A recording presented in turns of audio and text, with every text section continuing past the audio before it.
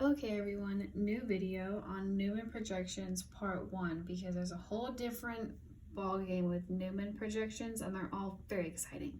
So first we're going to start with IUPAC naming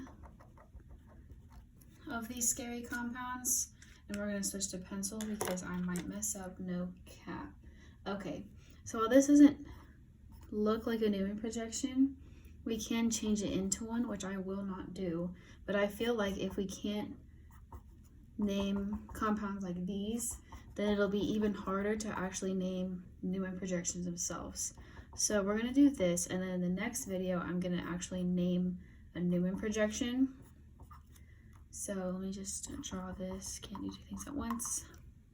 Okay, I think you can see that. Okay, great. And okay, first thing to do is to make this mumbo jumbo make more sense. I'm a very visual person, so what helps me is to draw it out, because these little groups, these little substituent things, they hurt my head. So we're just gonna draw it out. So we know that we've got these two carbons right here in the middle, right? And we know that this one has two H's on the side, okay? And it also has a carbon right here. This is the carbon that I drew right here. That's a given. And we know that this carbon has 3 methyl groups attached to it. So it's got one right here. Remember to draw your seat backwards because carbon bonds to carbon. It's got one right here, and it's got one right here. Okay? So I'm not going to keep drawing H's because it might get confusing with all of our H's. But, sorry, move down. Okay, so we have the 2 right here, the 1 right here. That's right there. And this one has 3 methyl groups attached to it. 1, 2, 3. Okay, so now we're going to work on this carbon. This carbon. This carbon has a methyl group attached to it. It has an H right here, so we're a little bit H. And then we've got these 2 groups attached to it. Okay, so we've got C and then CH3. And the reason this is CH2 is because it's already attached to 2 things. Don't let that freak you out.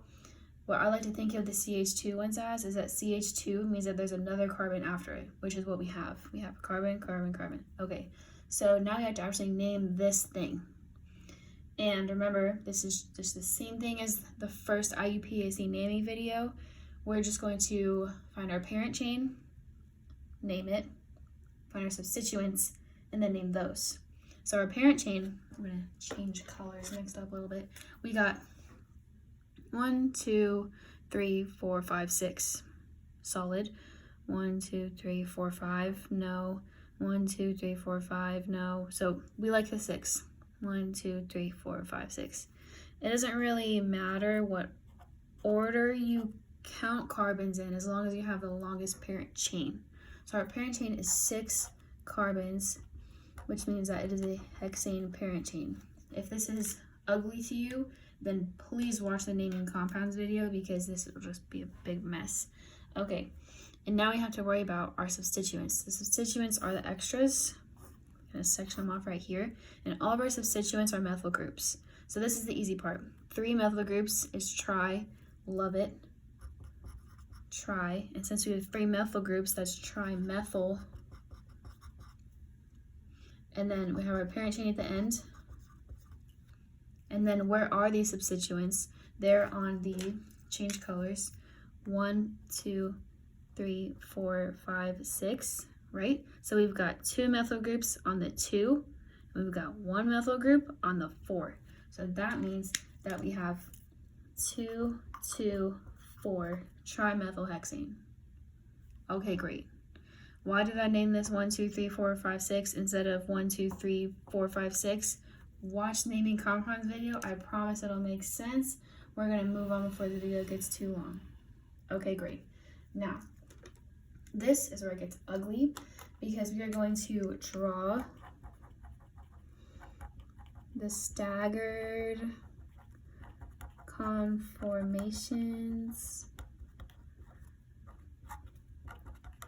of compounds. I'm sorry that my hand was in the way. Okay, great. Now, move this down. Okay, great. We're gonna start with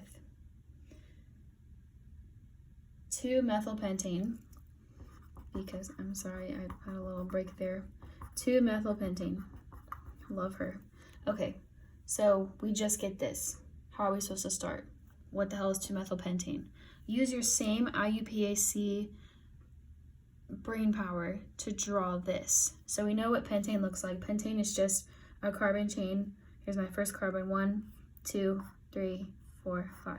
1, 2, 3, 4, 5. Always double check your counting. And 2-methyl means that we have a methyl group hanging off of the 2 carbon. So that could be this carbon, 1, 2, 3, 4, 5, or it could be this carbon, 1, 2, 3, 4, 5. But I like doing left to right. You always count left to right, read left to right, whatever, doesn't matter, not the point. So we've got 2-methylpentane. Great, love it. But this doesn't really help me draw Newman projections because I'm a very visual person, just like with the previous example. I had to draw everything out. It's just easier for me, and I highly recommend it because it'll make drawing them way easier. 4, 5. 1, 2, 3, 4, 5. Love it. We've got our little methyl group hanging out over here. And we've got 1, all of our hydrogens. You get the picture. I'm not going to draw all of them. It's fine. But now, we can't draw a Newman projection like this. And it's easiest to think about your substituents. So I forgot to say this earlier. Don't let anybody tell you to draw a Newman projection without telling you what's the front carbon and the back carbon, because that makes a hell of a difference. We've got our front carbon and our back carbon. That's just how it be. C2 and C3, so I'll reference them. And these carbons have substituents, right? So pretend these are H's right here, but now we've got carbons hanging off the side. So now what do? We draw our basic figure for Newman projection. This is the front carbon. These are coming off the back carbon because technically, if I'm looking at my pencil straight up and down, like you're looking into my pencil, you can't see the tip of the pencil, but you know that it's there. Same thing with this. There's a carbon at the front, and we know there's a carbon at the back, even though it's basically right behind it. It's like you're looking at like a telescope or up your finger, it doesn't matter. So the front carbon, we're just going to start with the front carbon. This front carbon, these 3, has a methyl substituent and then another methyl substituent and a hydrogen right here. This carbon, the back carbon, it's right behind there. She's hiding, don't worry about it. She has 2 carbons and 2 hydrogens. This all counts as one thing. This is all one thing. And this is another thing. The reason that we don't separate these is because it's off of one end. Because we've got our orbitals like this, so we can't split this up. So we've got our 2 H's, those are easy. And then we have our 2 carbons. Remember that our carbon connecting has 2 H's, and this carbon at the end has 3 H's. So that means we're going to put CH2, CH3 in that order. Okay, the reason I did that was because we have our 2 carbons, 1 substituent, love her. This one has 2 H's, this one has 3 H's, and we're going to go in order. Because if we did CH3, CH2, then it just wouldn't make sense. That's not God. He didn't do that. So we're going to draw all of these kinds of staggered formations and then figure out which one is the most stable based on if the angles are anti or gauche. Anti is 180 degrees of separation. Gauche is 60 degrees. We like anti the most because hydrogens don't want to kiss. They don't. That's why we like our biggest groups, like these, the methyl groups, and then this diethyl group. We want them to be as far away from each other as possible. And since this is a 3-prong thing, 1, 2, 3, 1, 2, 3, we just want to separate them to the best that we can because they don't want to kiss, understandably. So I'm going to move this over a little bit, and we're going to draw the other kinds of staggered conformations.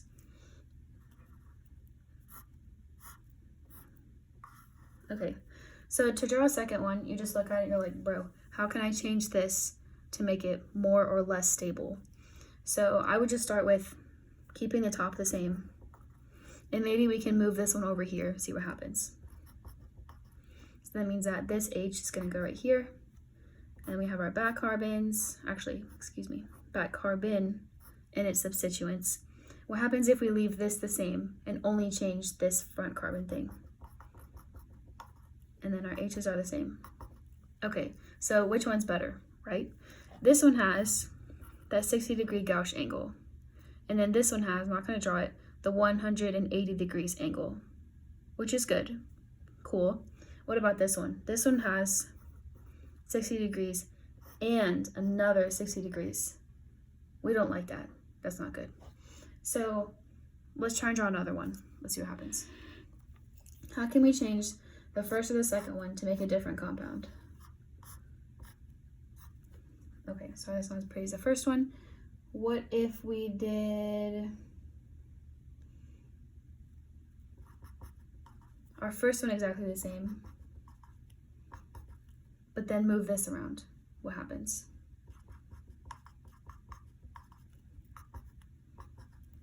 Okay, so reevaluate. We've got our 180 right here, and we have a 60 right here.